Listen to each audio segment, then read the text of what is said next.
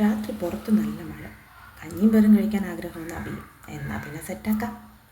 അങ്ങനെ ഈ കണ്ട സാധനമെല്ലാം ഞാൻ എടുത്തു വെച്ചിട്ട് കുക്കറങ്ങ് എടുത്ത് വെച്ച്. എളുപ്പപ്പണിക്ക് ഞാൻ കുക്കറിലാണ് പയറ് കറി സെറ്റാക്കണേ.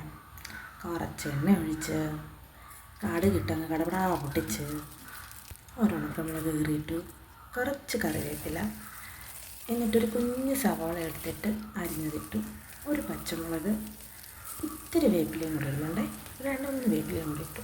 എന്നിട്ട് അത് അങ്ങോട്ട് ഇളകി വന്നപ്പോൾ ഇച്ചിരി ഉപ്പും ഇത്തിരി മഞ്ഞൾപ്പൊടിയും കൂടി ഇട്ടു. ഒരുപാട് നേരം ഇട്ട് മൂപ്പിക്കൊന്നും വേണ്ട, ചുമ്മാ ഒന്ന് ഇളക്കിയാൽ മതി. എന്നിട്ട് ആ പയർ കഴുകി വെച്ചിരിക്കണം. മുളപ്പിക്കാനൊന്നും നേരം കിട്ടിയില്ലേ.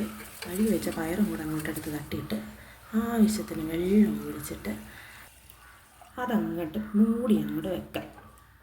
മൂടി വെച്ച് കുറച്ച് നേരം കഴിയുമ്പോൾ ഒരു 3-4 വിസിലങ്ങ് അടുപ്പിക്കും. എന്നിട്ട് അതങ്ങ് മാറ്റി വെക്കാം. പിന്നെ കഞ്ഞിയല്ലേ, ഇത്തിരി ചമ്മന്തിയും കൂടി ഇരിക്കട്ടെ.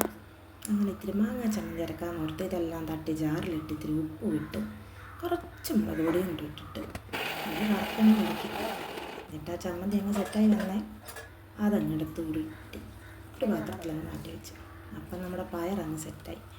ഞാനതൊരു പാനിലോട്ട് മാറ്റി ഇച്ചിരി തേങ്ങ എടുത്തങ്ങിട്ട്, സാധാരണ ഞാൻ തേങ്ങയും കുക്കറിലിടാറ്, അപ്പോൾ പാനിലെടുത്തങ്ങ് ഇട്ടിട്ട് ഇച്ചിരി പച്ച വെളിച്ചെണ്ണ ഇത്തിരി കറിവേപ്പിലയും കൂടി ഇട്ടങ്ങ് ഇളക്കി അതങ്ങോട്ട് സെറ്റാക്കി മാറ്റി. ഇനി കഞ്ഞിയിലോട്ട് പോവാം.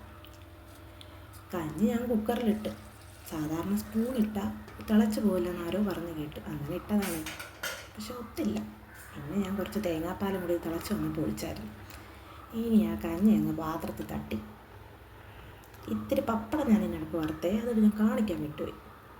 കുറച്ച് പയറും നമ്മുടെ മാങ്ങാ ചമ്മന്തി, അമ്മച്ചി ഇട്ട നമ്മുടെ ബീഫ് അച്ചാറും, എൻ്റെ ആൻറ്റി ഇട്ട മാങ്ങ അച്ചാറും. അങ്ങനെ അത് സെറ്റ്.